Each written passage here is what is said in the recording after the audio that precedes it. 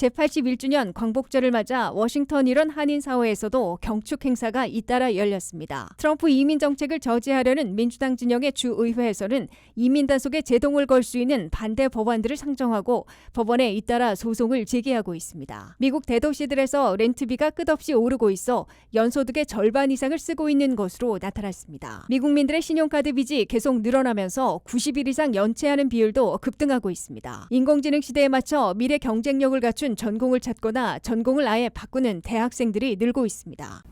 시청자 여러분 안녕하십니까? 워싱턴 뉴스 투데이입니다. 제81주년 광복절을 맞아 워싱턴 일원 한인사회에서도 경축 행사가 잇따라 열렸습니다. 이번 경축식에는 워싱턴 DC와 버지니아, 메릴랜드 지역 한인단체와 독립유공자 후손 등이 함께해 광복의 의미를 되새기고 한반도의 평화와 한인사회 화합을 기원했습니다. 지역 시니어센터에서도 별도의 광복절 행사가 열리며 세대를 넘어 독립운동의 역사와 의미를 되새겼습니다. 안혜린 기자가 보도합니다. 제81주년 광복절 경축식이 DC 소재 주미 대한민국 대사관 대강당에서 성공적으로 개최되었습니다. 올해 경축식에는 워싱턴 지구 한인연합회와 버지니아 한인회, 메릴랜드 한인회, 메릴랜드 총한인회를 비롯해 수많은 한인단체와 독립유공자 후손, 지역 인사들이 참석했습니다. 이제 제81회 광복절 행사를 대한민국 영토에서 시작하겠습니다. 감사합니다. 참석자들은 국민 의례와 순국 선열에 대한 묵념에 이어 광복절 노래를 함께 부르며 81년 전 되찾은 나라의 의미를 되새겼습니다. 행사에서는 이재명 대통령의 광복절 축사도 소개됐으며 문인석 주미 한국대사관 총영사가 이를 대독했습니다. 대통령 축사에서는 독립운동가들이 신분과 계층을 넘어 한마음으로 나라를 되찾기 위해 싸웠던 역사를 강조하고 대한민국이 분단과 전쟁을 딛고 산업화와 민주화를 이뤄냈다는 점을 되짚었습니다. 광복의 빛, 산업화의 빛, 민주화의 빛을 밝혀온 우리에게 대한민국을 한 단계 더 도약시킬 새로운 광복이 필요합니다. 그렇기 때문에 대체불가 대한민국이라는 비전은 화려한 구호도 먼 훗날 이루어야 할 희망사항도 아닙니다. 엄중한 현실을 함께 이겨내고 모두의 성장을 이뤄내겠다는 절박한 현실의 약속입니다. 문숙 광복회 워싱턴 지회장도 축사를 통해 광복은 단순히 나라를 되찾은 역사적 사건으로 끝나는 것이 아니라 오늘을 살아가는 세대에게 이어지는 책임이라고 강조했습니다. 이러한 시대일수록 우리 독립운동 선열들이 보여주신 연대와 희생, 자유와 정의의 정신은 더욱 큰 의미를 갖습니다. 서로 다른 생각을 넘어 공동체를 위해 함께 했던 선열들의 모습은 오늘 우리 사회가 나아가야 할 길을 명확히 제시하고 있습니다. 행사에는 여러 한인단체 대표들도 참석해 광복절의 의미를 되새기고 한인사회의 화합과 연대를 강조했습니다. 참석자들은 만세 삼창을 외치며 선조들의 희생을 기억하고 한인사회가 함께 광복의 정신을 이어가겠다는 뜻을 모았습니다. 한편 같은 날 오전에는 버지니아 알렉산드리아의 아가페 시니어 복지센터에서도 어르신들을 모시고 별도의 광복절 행사가 열렸습니다.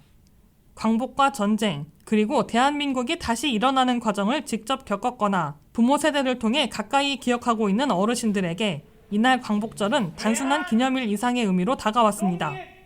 세월이 흘러 광복 81주년을 맞았지만 그날의 기억과 의미는 어르신들의 삶을 통해 오늘의 한인사회와 다음 세대로 이어지고 있습니다. WKTV 뉴스 안혜린입니다. 트럼프 이민 정책을 저지하려는 민주당 진영의 주의회에서는 반대 법안들이 250개나 상정되고 2만 건 이상의 소송을 제기해 입법, 사법 전쟁이 벌어지고 있습니다. 민주당 우세 지역인 32개 주 주의회에서는 트럼프 이민 정책에 반대하는 법안들이 242개 상정돼 그중 20%는 이미 통과된 것으로 집계됐으며 항소심에서는 다소 엇갈린 반응이 나왔으나 1심에선 대부분 승소하고 있어 트럼프 이민 정책에 제동을 걸고 있습니다. 한면태 기자의 보도입니다. 미국에서는 지금 트럼프 이민 정책을 놓고서는 공화민주양 진영 간 입법, 사법 전쟁이 격화되고 있습니다. 도널드 트럼프 대통령이 상하원을 장악하고 있는 공화당 의회와 함께 전례 없는 이민 단속 예산부터 확보하고 아이스 이민 단속 요원들을 2배 이상 증강시켜 사상 최대 불법 체류자 체포 추방 작전을 중단 없이 강행하고 있습니다. 트럼프 공화당은 한 해 100억 달러도 안 되던 아이스를 비롯한 이민 단속 예산으로 4년간 1,700억 달러나 확보한 데 이어 임기 말까지 사용할 수 있는 700억 달러를 추가했습니다.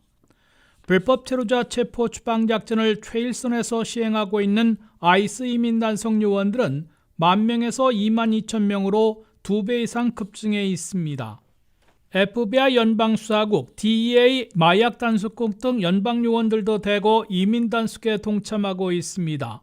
레드 스테이트들의 경찰과 보안관, 고속도로 순찰대, 교정국 등 사법당국도 막대한 연방 자금을 지원받아 이민 단속에 나서 있습니다.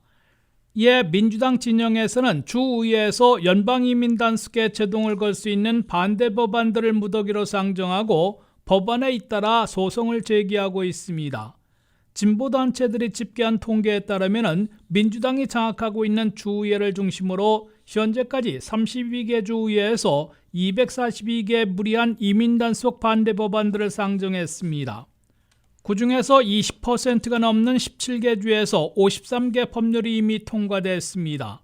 주에서 통과된 법률들은 주로 아이스 이민 단속 요원들에게 마스크를 벗도록 요구하거나 비밀번호판을 사용을 금지하고 새로운 디텐션 센터를 풀어하는 등으로 트럼프 이민 단속에 제동을 걸고 나섰습니다.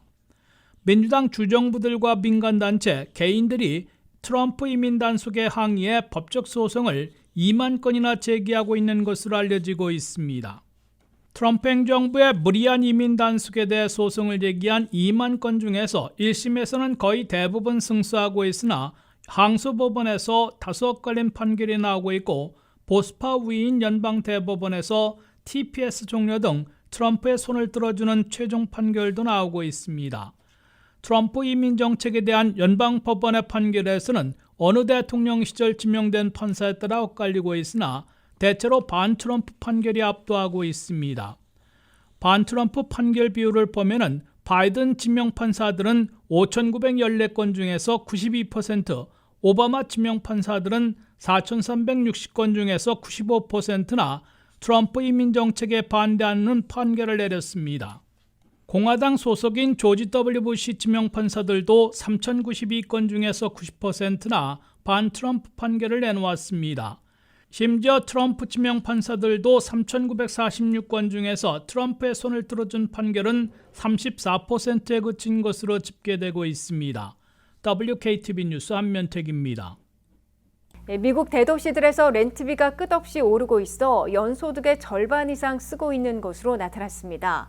뉴욕시는 투베드룸의 한 달 평균 렌트비가 $4,750로 가장 렌트비가 비싼 도시로 꼽혔고, 샌프란시스코는 $3,200, 보스턴은 $3,195, 로스앤젤레스는 $3,051, 워싱턴 DC는 $2,500인 것으로 집계됐습니다.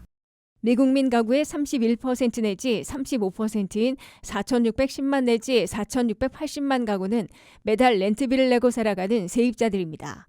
4,600만 내지 4,700만 세입 가구에 살고 있는 개인들은 1억 200만 내지 1억 300만 명에 달합니다. 미국 대도시들의 렌트비는 팬데믹 이래 끝없이 오르고 있습니다.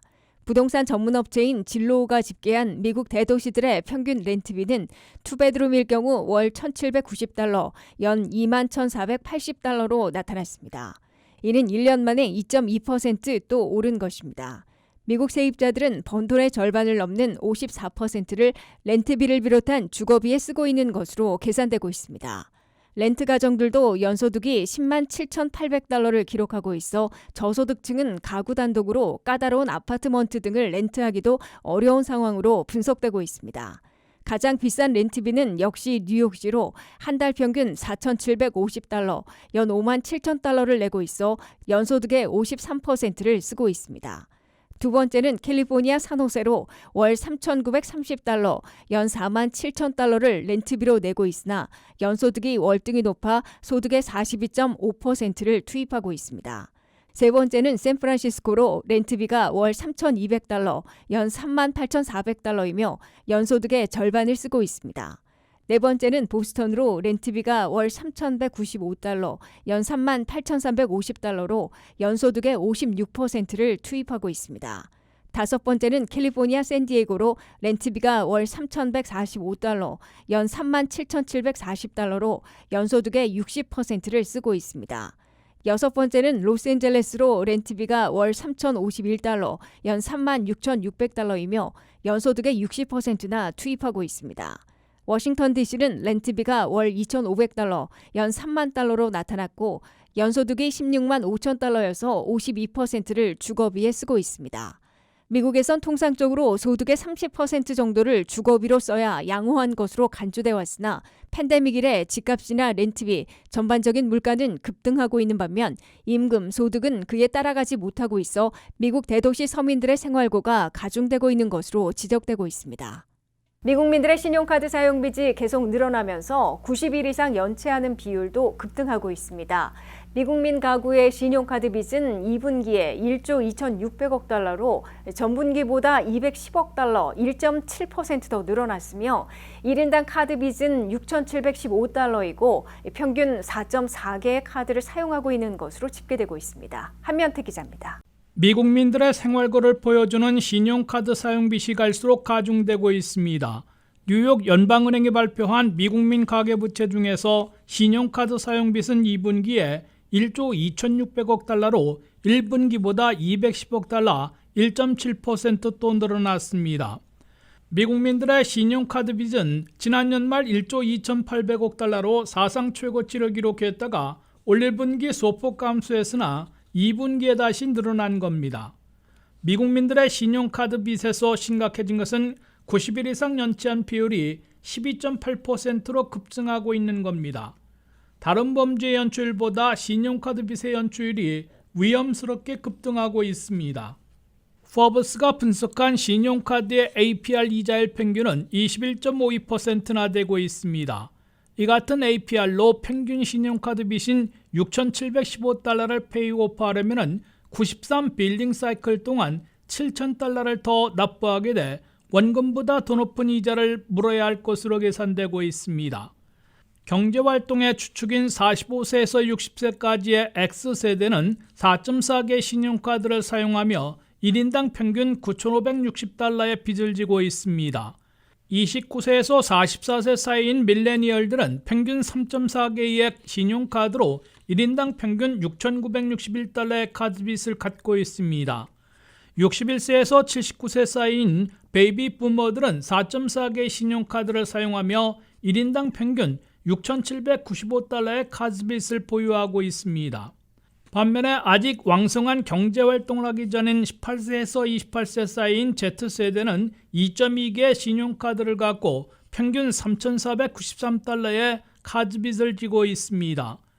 캐피털원 은행이 집계한 각 주별 신용카드 사용 부채를 보면 알래스카가 주민 1인당 평균 9,255달러로 가장 많았습니다. 2위는 워싱턴 DC로 주민 1인당 카드빚은 9,124달러나 됐으며 3위는 인근 메릴랜드로 9,047달러로 집계됐습니다. 4위는 뉴욕으로 8,920달러, 5위는 뉴저지로 8,803달러씩 카드빚을 지고 있습니다. 한인들이 많이 사는 주 지역들을 보면 1인당 평균 신용카드 사용빚이 캘리포니아는 8,559달러, 플로리다는 8,637달러, 조지아는 8,663달러, 버지니아는 8,353달러, 텍사스는 8,186달러로 나타났습니다. WKTV 뉴스 한면택입니다. 인공지능이 빠르게 일자리를 바꾸면서 미국 대학생들과 학부모들의 전공 선택에도 고민이 깊어지고 있습니다. 대학생 10명 가운데 7명 가까이가 AI 때문에 취업이 더 어려워질 것으로 걱정했고 실제 전공을 바꾼 학생들도 적지 않았는데요. 특히 대학 진학을 앞둔 학생들 사이 단순히 취업이 잘 되는 전공보다는 AI 시대에 살아남을 수 있는 능력을 어떻게 갖출 것인가가 새로운 고민이 되고 있습니다. 안혜린 기자가 보도합니다. 인공지능의 확산이 미 대학생들의 전공 선택까지 바꾸고 있습니다. 최근 대학생 2,000명을 대상으로 실시한 설문조사에서 69%는 AI로 인해 취업이 더 어려워질 것으로 예상했습니다. 졸업 이후 노동시장을 낙관적으로 바라본 학생은 절반에도 미치지 못했고 22%는 일자리 불안 때문에 이미 전공이나 세부 전공을 변경했다고 답했습니다. 실제 캘리포니아의 한 대학생은 회계학을 공부하다가 AI가 수업 과제 상당 부분을 처리할 수 있다는 사실을 경험한 뒤 재무학을 복수 전공으로 추가했습니다. AI가 반복적인 회계 업무를 빠르게 처리하게 될 경우를 대비해 금융 전반을 이해하고 판단하는 능력을 함께 갖추겠다는 겁니다. 반대로 AI 시대일수록 취업만 생각하기보다 자신이 정말 원하는 분야를 선택하겠다는 학생도 있었습니다. 뉴욕의 한 대학생은 어차피 AI가 거의 모든 직업에 영향을 미칠 것이라면 자신이 좋아하는 분야에 도전하는 편이 낫다고 말했습니다. 결국 학생들의 고민은 어떤 전공이 AI로부터 가장 안전한가라는 질문으로 이어지고 있습니다. 하지만 대학과 기업들이 주목하는 방향은 조금 다릅니다. 특정 전공 하나가 미래의 취업을 보장하기보다는 AI를 제대로 활용하면서도 그 결과가 맞는지 판단하고 다른 사람과 소통하고 협업할 수 있는 능력이 더욱 중요해지고 있다는 겁니다. 이에 일부 대학에서는 학생들에게 단순히 AI 사용법만 가르치는 것이 아니라 AI가 내놓은 답의 오류를 찾아내고 윤리적인 문제를 판단하고 자신의 생각을 설명하는 교육까지 강화하고 있습니다. 기업들이 원하는 인재 역시 AI를 전혀 사용하지 않는 사람이 아니라 AI를 활용하면서 비판적으로 사고하고 문제를 해결할 수 있는 사람으로 바뀌고 있다는 분석입니다. 그동안 취업 전망과 연봉을 기준으로 컴퓨터 공학이나 회계, 금융 등 특정 전공을 선택했다면 이제는 전공 이름만으로 미래의 안정성을 판단하기가 더욱 어려워졌습니다. 오히려 자신이 선택한 분야의 전문성을 갖추면서 AI 활용 능력과 의사소통, 판단력까지 함께 키우는 것이 취업 경쟁력을 높이는 방법으로 꼽히고 있습니다.